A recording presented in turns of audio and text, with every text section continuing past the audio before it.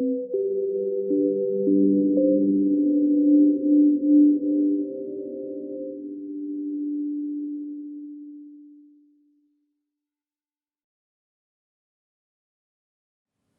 I'm Sian Pattenden and I'm at the Tate Liverpool, where there is a Stanley Spencer exhibition, and Stanley is one of my favourite painters. Stanley Spencer was an English painter who operated in the 1920s to 1959 when he died. He was a visionary, someone who just stuck to his own path. He was not influenced by his contemporaries. He painted what he wanted to, and he was prolific. He painted all day and all night if he could. He survived on jam sandwiches in his studio and had barely time for anything else. As a result, we get these epic pictures where there are lots of people influenced by the Renaissance, a lot of it Giotto. He was a big fan of Masaccio. And you can really sense a spirit and a vision and a love in Stanley Spencer, which I don't think that you find in a lot of other painters. Some people would call it a naivety, and some people would say there's a lack of cynicism there, which we modern people like. But I think if you go and look there and find it, you will see so much of human life and death that there is a depth to it that many other painters do lack. This is The Resurrection, Cookham, by Stanley Spencer, which was finished in 1927. What you've got, basically, is a churchyard and loads of graves. Something that someone else might have done something very gothic with and scary becomes this joyous place. And you have people coming out of the earth, quite literally, being reborn again. One of my favourite bits is that Stanley Spencer will always put himself in the picture. He's over there, I believe, in the sort of tweedy suit with the trousers, and he's looking at what probably is Hilda, his first wife. It's a fantastic image, and it's very beautiful that also that Spencer's not even facing us. He doesn't want to see us.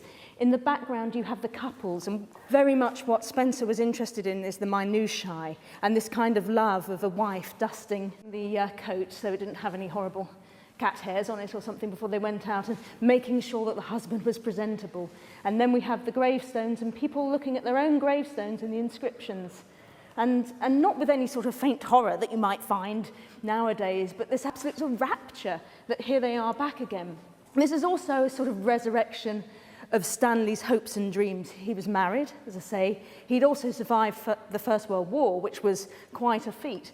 And there's something about the joy and discovery and constant discovery that he wants to put in this painting. It's also done in a wonderful V shape, if you see, that's very pleasing to the eye, which is sort of holds you in and keeps you there. There's also Stanley, very obviously, at the corner here. He said of this tomb, the way that it's broken is like a book, and that it's his favourite place to be because he loved reading so much as he loved writing, as much as he loved painting. There's also the women talking to each other. They have love letters that they were going to give to their partners, and that's coming up. And love letters is something that Stanley wrote all his life. Although it's got lots and lots of figures in it and lots of stories and lots of narratives, it's not saying this is the thing about joy, so we're going to have everyone in yellow and they're going to be going, hooray! It's something that's also contemplative. I mean, even Stanley is not looking at the action, he's contemplating. It's about everyone working together. I also think that naked person there is Stanley, and I think that's about the First World War and sort of being stripped of everything and coming back. It could be a soldier coming back and having a look around. But I think as a whole, I think you just don't find painting like this now. You don't walk into a gallery and see these epics. You know, you get the idea that he was guided. He wasn't very happy with this top left corner there, apparently, and went to go and see a Constable exhibition and then came back inspired. But I rather like it because you don't know whether those people are leaving or coming in to watch. I think they're coming in to watch.